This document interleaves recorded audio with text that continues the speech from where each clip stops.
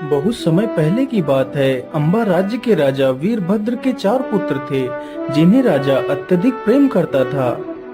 मेरे प्यारे पुत्रों, मुझे तुम पर गर्व है जो तुम लोगों ने इतनी कम उम्र में ही इतनी बड़ी जिम्मेदारी ली है। मेरे पुत्रों, तुम चारों को इस राज्य में हो रही सारी गतिविधियों पर ध्यान देने का कार्य सौंपा जाता है। तुम्हें पूरे राज्य में घूमकर यह पता लगाना है कौन मनुष्य सुखमय है तथा कौन दुखमय है, कौन व्यक्ति क्या कर रहा है और कौन क्या नहीं कर रहा है। ये सारी गतिविधियों पर तुम चारों को ध्यान देना है। जी पिताजी, हम चारों आपकी आज्ञा का पालन करेंगे।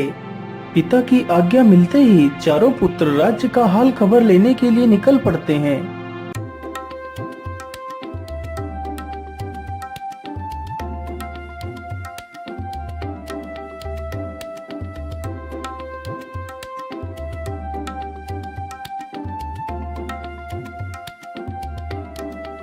मेरे भाइयों, अब हम चारों लोगों को भिन्न भिन्न दिशाओं में चले जाना चाहिए। जी हाँ बड़े भैया, अब हम लोगों को भिन्न भिन्न दिशाओं में चलना होगा। इतना सोचकर चारों भाई भिन्न भिन्न दिशाओं में चले जाते हैं। बड़े राजकुमार का नाम वीरसेन था।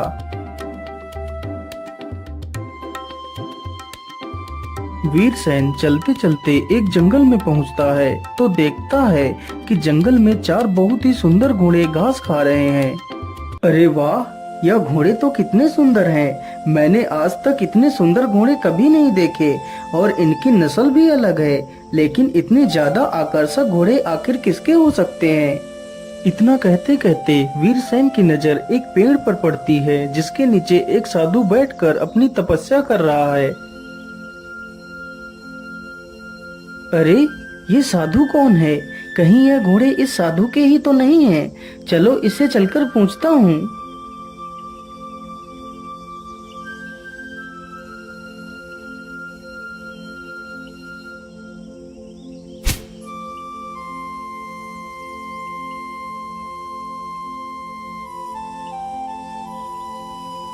बाबा, आंखें खोलिए बाबा।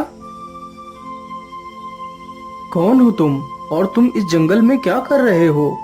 बाबा, मेरा नाम वीरसेन है और मैं इस राज्य का राजकुमार हूँ। मैं अपने संपूर्ण राज्य का भ्रमण कर रहा हूँ। आखिर हमारे राज्य में कौन क्या कर रहा है? अच्छा, तो आप एक राजकुमार हैं? जी हाँ बाबा, मैं एक राजकुमार हूँ। बाबा, ये जो 4 घोड़े मैदान में घास खा रहे हैं, यह घोड़े किसके हैं? राजकुमार जी, ये चारों घोड़े मेरे हैं। वैसे राजकुमार, क्या तुम्हें ये घोड़े पसंद हैं? जी हाँ बाबा, आपके ये चारों घोड़े अद्भुत हैं। यदि आप बुरा न माने तो मैं आपके घोड़े की सैर करना चाहता हूँ। हाँ हाँ राजकुमार, क्यों नहीं। आप किसी भी एक घोड़े को सैर के लिए ले जा सकते हैं, लेकिन मेरी एक शर्त है। बोलिए बाबा, आपकी क्या शर्त है? राजकुमार, तुम जंगल में सैर करते वक्त जो कुछ भी देखोगे, तुम्हें मुझे उसका मतलब समझाना होगा और यदि तुमने उसका मतलब नहीं समझा पाया तो मैं तुम्हें पत्थर का बना दूंगा। और हाँ, याद रहे, तुम्हें यहाँ पर शाम होने से पहले ही आ जाना है। ठीक है बाबा, मैं आपकी शर्त से सहमत हूँ। इतना कहकर राजकुमार एक सुंदर सा घोड़ा अपनी सैर के लिए चुनता है और वहाँ से निकल पड़ता है।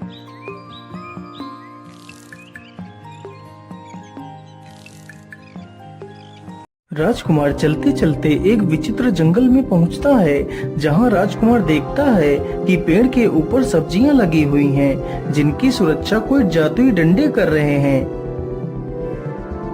आखिर ये कैसा जंगल है जहां सब्जियां पेड़ों पर उगी हुई हैं और उनकी सुरक्षा या डंडे कर रहे हैं? राजकुमार यह दृश्य देखते हुए आगे बढ़ता हुआ चला जाता है। राजकुमार को घूमते घूमते काफी समय गुजर जाता है और जल्दी ही शाम भी होने वाली थी। अरे, अब तो जल्दी ही शाम होने वाली है। अब मुझे जल्दी वापस चलना चाहिए। इतना सोचकर राजकुमार वापस चल देता है। राजकुमार चलते चलते उसी जंगल से होकर गुजरता है तो देखता है जो डंडे बनकर सब्जियों की देखरेख कर रहे थे, अब वही डंडे एक हंसिया बनकर उन सब्जियों को काट रहे हैं। अरे, ये क्या? जब मैं यहाँ से गया था तो ये डंडे बनकर इनकी रखवाली कर रहे थे, अब वही डंडे हंसिया बनकर सब्जियों को काट रहे हैं। आखिर ये सब क्या हो रहा है? मुझे तो कुछ भी समझ नहीं आ रहा है। ये सब कुछ देखता हुआ राजकुमार साधु के पास पहुंच जाता है। आइए राजकुमार जी, बोलिए, तुम्हारी सैर कैसी रही और तुमने जंगल में क्या क्या देखा? बाबा, मैंने जंगल में बड़ी ही विचित्र घटनाएं देखी है। फिर राजकुमार ने जंगल में जो कुछ भी देखा था वह सब कुछ साधु को बताता है। अच्छा, तो तुमने जंगल में ये सब कुछ देखा, तो फिर चलो बताओ मुझे, ये सब कुछ देखकर तुम्हें क्या समझ आया? बाबा, मुझे माफ करिए, लेकिन यह सब कुछ देखकर मेरी तो कुछ भी समझ में नहीं आया है। यदि तुम्हें कुछ समझ में नहीं आया है, तो अब तुम्हें शर्त के अनुसार पत्थर बनना पड़ेगा। इतना कहकर साधु उसे एक पत्थर की मूर्ति बना देता है। उधर राजमहल में सिर्फ 3 ही राजकुमार लौट कर आए। अरे राजकुमारों, तुम्हारा बड़ा भाई वीरसेन कहाँ है? वह अभी तक लौटकर क्यों नहीं आया? पिताजी, इसके बारे में तो हमें कुछ भी नहीं पता। हम चारों भाई भिन्न भिन्न दिशाओं में चले गए थे।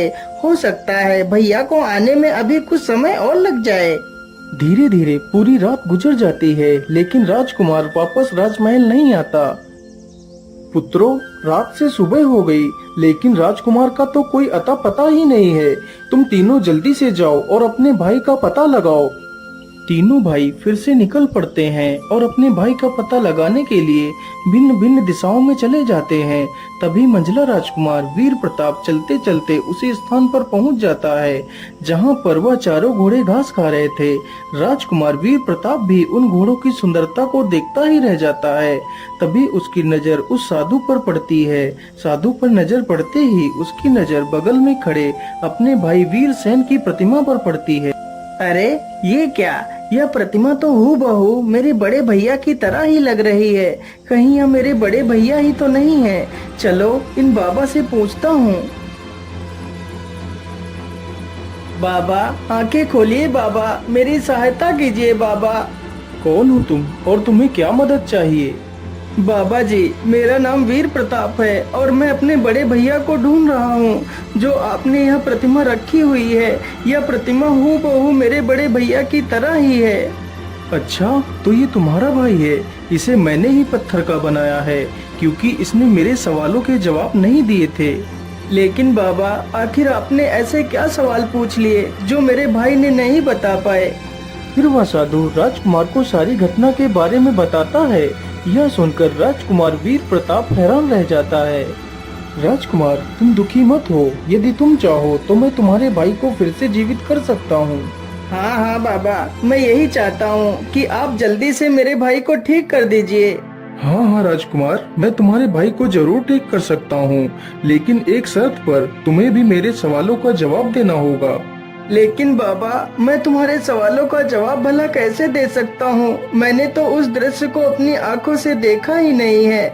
राजकुमार जी, इसमें देरी किस बात की?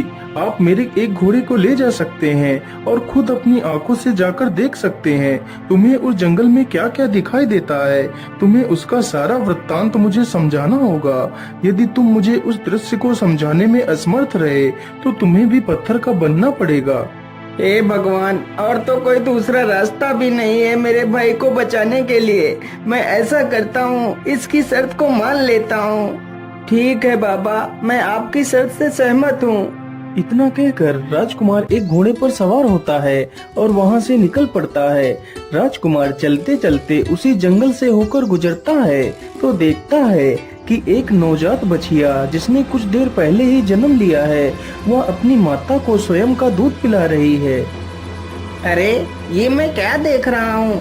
एक नवजात बछिया जिसने कुछ देर पहले ही जन्म लिया है, वो अपनी माता को ही दूध पिला रही है। ये कैसे हो सकता है? ये दृश्य देखकर राजकुमार को कुछ भी समझ में नहीं आया। राजकुमार फिर जंगल में आगे चल देता है। राजकुमार को चलते चलते काफी समय बीत जाता है और जल्दी ही शाम होने वाली होती है। अब तो जल्दी ही शाम होने वाली है, अब मुझे जल्दी से वापस चलना चाहिए। इतना सोचकर राजकुमार वहाँ से चल पड़ता है और शाम होने से पहले राजकुमार साधु के पास पहुँच जाता है। आइए राजकुमार जी, बोलिए, तुम्हारी सैर कैसी रही और तुमने जंगल में क्या क्या देखा? फिर राजकुमार ने जंगल में जो कुछ भी देखा था वह सब कुछ साधु को बताता है। अच्छा, तो तुमने जंगल में ये सब कुछ देखा। तो फिर चलो बताओ मुझे, ये सब कुछ देखकर तुम्हें क्या समझ आया। लेकिन बाबा, उस दृश्य का मतलब मुझे कुछ भी समझ में नहीं आया। राजकुमार ने जैसे ही उत्तर नहीं में दिया, वह तुरंत ही एक पत्थर में बदल जाता है।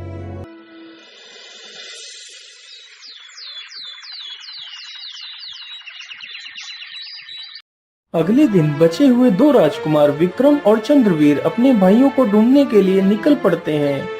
विक्रम और चंद्रवीर फिर से दोनों भिन्न भिन्न दिशाओं में निकल पड़ते हैं। विक्रम भी चलते चलते वहीं पहुंच जाता है जहां उसके दो भाई पत्थर की मूर्ति बन चुके थे। अरे ये क्या, ये दोनों मूर्तियां तो मेरे भाइयों की हैं। कहीं ये मूर्तियां ही तो मेरे भाई नहीं है। चलो मैं इन बाबा से पूछता हूँ। बाबा, आंखें खोलिए बाबा, मेरी मदद कीजिए बाबा। क्या बात है, कौन हो तुम और तुम्हें क्या कष्ट है? बाबा, मेरा नाम विक्रम है और मैं मेरे भाइयों को ढूंढने के लिए निकला हूँ। यह जो दो प्रतिमाएं रखी हुई हैं, यह प्रतिमाएं मेरे दोनों भाइयों की हैं। अच्छा, तो तुम इन दोनों के भाई हो। तुम्हारे भाइयों को मैंने ही पत्थर का बनाया है।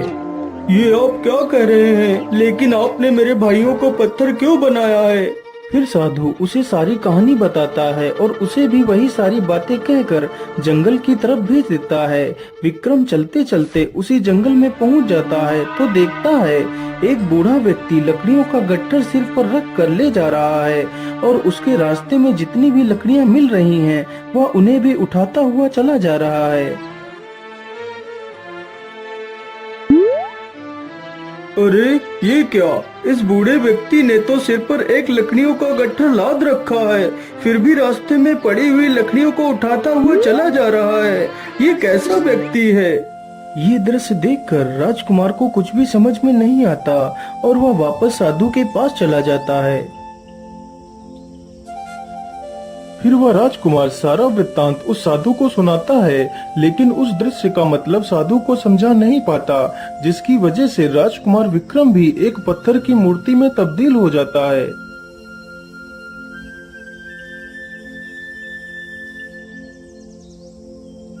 इसी प्रकार अगले दिन राजा का छोटा बेटा चंद्रवीर भी उसी दिशा में जाता है जिस दिशा में बाकी के राजकुमार गए थे।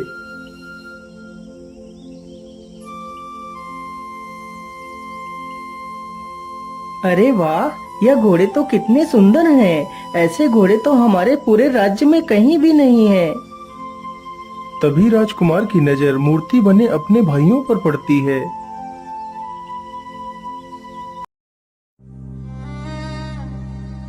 अरे ये तो तीनों मेरे भाई हैं, लेकिन इन्हें तो किसी ने पत्थर बना दिया है। हे भगवान, ये क्या अनर्थ हो गया। मेरे भाइयों को किसी ने पत्थर बना दिया। तुम्हारे भाइयों को मैंने ही पत्थर बनाया है। लेकिन आपने मेरे भाइयों को पत्थर क्यों बनाया है? फिर वह साधु सारी कहानी चंद्रवीर को सुनाता है और उससे भी वही शर्त रखता है जो बाकी के राजकुमारों से रखी थी। राजकुमार चंद्रवीर भी एक घोड़े पर सवार होता है और निकल पड़ता है। राजकुमार चंद्रवीर भी उसी जंगल में पहुंचता है तो देखता है एक बड़ा सा तालाब अपने पानी से तीन छोटे छोटे तालाबों को भर रहा है। यह दृश्य देखकर राजकुमार चुपचाप उस दृश्य को देखता रहता है। कुछ ही देर में तीनों छोटे छोटे तालाब पानी से भर जाते हैं, लेकिन वह बड़ा तालाब पूरी तरह खाली हो जाता है। यह दृश्य देखकर राजकुमार वापस उसी साधु के पास जाता है तो साधु के पूछने पर वह राजकुमार भी उस दृश्य का मतलब नहीं समझा पाता और वह भी एक पत्थर की मूर्ति बन जाता है। उधर जब राजा के चारों बेटे एक एक कर गायब हो गए तो राजा को चिंता हुई। लेकिन मंत्री जी, ऐसा कैसे हो सकता है? मेरे चारों बेटे एक एक कर गायब हो गए। आखिर वह चारों कहाँ गए होंगे? वह जरूर किसी बड़ी मुसीबत में पड़ गए होंगे।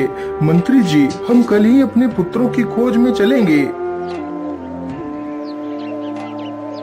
अगले ही दिन राजा और मंत्री दोनों जंगल की तरफ निकल पड़ते हैं।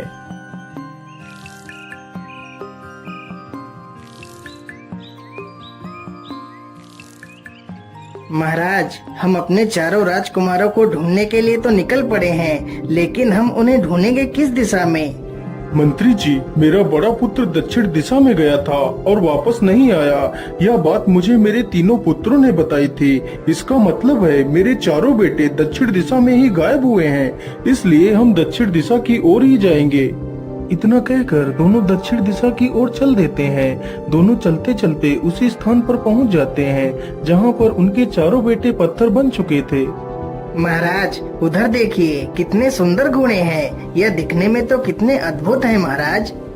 राजा मंत्री की बातों पर कोई ध्यान नहीं देता। वह तो सिर्फ अपने पुत्रों को ढूंढने के लिए निकला था। तभी उसकी नजर उसके पुत्रों की प्रतिमाओं पर गई। राजा समझ गया यह उसके पुत्र ही हैं। राजा चुपचाप घोड़े से नीचे उतरता है और अपने पुत्रों के पास जाता है। आइए महाराज, आपका स्वागत है। तो ये चारों आपके ही पुत्र हैं? हाँ साधु बाबा, ये मेरे ही पुत्र हैं, लेकिन इनका ये हाल कैसे हुआ है? महाराज, मैंने ही इन चारों को पत्थर बनाया है। लेकिन आपने इन्हें पत्थर क्यों बनाया है? क्योंकि महाराज, आपके ये चारों पुत्र मेरे किसी भी सवाल का जवाब नहीं दे पाए हैं। लेकिन आपने इनसे ऐसे क्या सवाल पूछे हैं जो इन्होंने नहीं बता पाए? महाराज, यदि आप मेरे सवालों के सही जवाब दे दें तो मैं आपके पुत्रों को फिर से ठीक कर सकता हूँ। हाँ हाँ, पूछिए साधु, तुम हमसे कौन से सवाल पूछना चाहते हो? महाराज, मैं आपके बड़े पुत्र का सवाल बताता हूँ। आपके बड़े पुत्र ने जंगल में देखा कि पेड़ पर ढेर सारी सब्जियां लगी हैं, जिनकी रक्षा कुछ डंडे कर रहे हैं, लेकिन बाद में वही डंडे एक हंसिया बनकर उनकी सारी सब्जियों को काट रहे हैं। महाराज, यदि आपको भी यह दृश्य देखना है तो आप मेरे किसी भी शाही घोड़े को ले जा सकते हैं। नहीं नहीं साधु, इसके लिए तुम्हारा शुक्रिया। मैं तुम्हारे सवालों का जवाब यहीं से दे सकता हूँ। साधु, इस दृश्य का मतलब है यह एक ऐसे आदमी की तस्वीर है जिसके पास कुछ पैसा सुरक्षा के लिए रखा गया हो, और जब उस पैसे का मालिक अपना पैसा मांगने आया हो तो उस आदमी ने उस पैसे को कहीं खर्च कर दिया हो या तो फिर कहीं छिपा दिया हो, जिससे उसका पैसा उस मालिक को न मिल सके। राजा ने जैसे ही अपना वाक्य पूरा किया तो उसका बड़ा बेटा उसके सामने जिंदा और तंदुरुस्त होकर खड़ा हो गया। महाराज, अब मेरा दूसरा सवाल सुनिए। तुम्हारे दूसरे बेटे ने एक नई पैदा हुई बछिया को देखा जो अपनी माँ को दूध पिला रही थी। इस दृश्य का मतलब क्या है? अरे साधु, बड़ी ही अजीब बात है कि उसको यह देखकर किसी ऐसी स्त्री की याद क्यों नहीं आई जो अपनी बेटी की कमाई पर जिंदा रहती हो। राजा के यह कहते ही राजा का दूसरा बेटा भी जिंदा हो जाता है। वाह राजन वाह, तुम तो वाकई में कितने बुद्धिमान हो। चलो अब मेरा तीसरा सवाल सुनो। तुम्हारे तीसरे बेटे ने देखा था कि एक बूढ़ा व्यक्ति जिसने अपने सिर पर लकड़ियों का गट्ठर रखा हुआ था, वह फिर भी रास्ते में चलते हुए लकड़ियों को उठाता हुआ चला जा रहा था। इसका क्या मतलब हो सकता है? साधु, ये इस बात को दर्शाता है कि कुछ लोग ऐसे भी होते हैं जिनके पास जो कुछ भी होता है वह उससे संतुष्ट नहीं होते और उनको हमेशा और ज्यादा की इच्छा बनी रहती है। राजा के इस उत्तर को बोलते ही तीसरा बेटा भी जीवित हो जाता है। महाराज, अब मेरा चौथा और अंतिम सवाल सुनो। तुम्हारे चौथे बेटे ने एक बड़ा सा तालाब देखा था जो 3 छोटे छोटे तालाबों को अपने पानी से भर रहा था, लेकिन अंत में वह बड़ा तालाब पूरी तरह खाली हो जाता है और वह तीनों छोटे छोटे तालाब भर जाते हैं। हे साधु, वह बड़ा तालाब दुनिया के उन आदमियों के समान है जो दूसरों को देने के लिए अपना सब कुछ खर्च कर देते हैं, पर बदले में उन्हें क्या मिलता है? कुछ भी नहीं। राजा के इस जवाब पर उसका चौथा पुत्र भी जीवित हो जाता है। वाह महाराज वाह, आप तो सचमुच ज्ञान का प्रतीक हैं। मैं आपसे बहुत प्रसन्न हुआ। आप मुझसे कुछ भी वरदान मांग सकते हैं। हे तपस्वी, हमें कुछ भी नहीं चाहिए, बस आपने हमारे पुत्रों को सही सलामत लौटा दिया, यही मेरे लिए काफी है। साधु बाबा, बस आप मुझे इतना आशीर्वाद दीजिए कि हमारा राज्य सही सलामत रहे और ऐसे ही खुशियों से जगमगाता रहे। हाँ महाराज, ऐसा ही होगा। आपकी सारी इच्छाएं पूर्ण होंगी। इतना कहकर वह साधु वहाँ से गायब हो जाता है। फिर वह राजा अपने चारों बेटों सहित खुशी खुशी वापस लौट जाता है।